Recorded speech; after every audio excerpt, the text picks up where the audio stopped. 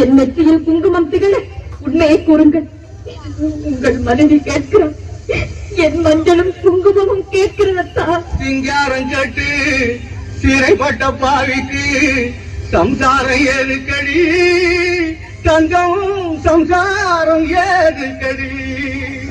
சிங்காரம் கட்டு சிறைப்பட்ட பாவிக்கு சம்சாரம் ஏதுக்கடி, தங்கம் சம்சாரம் ஏதுக்கடி.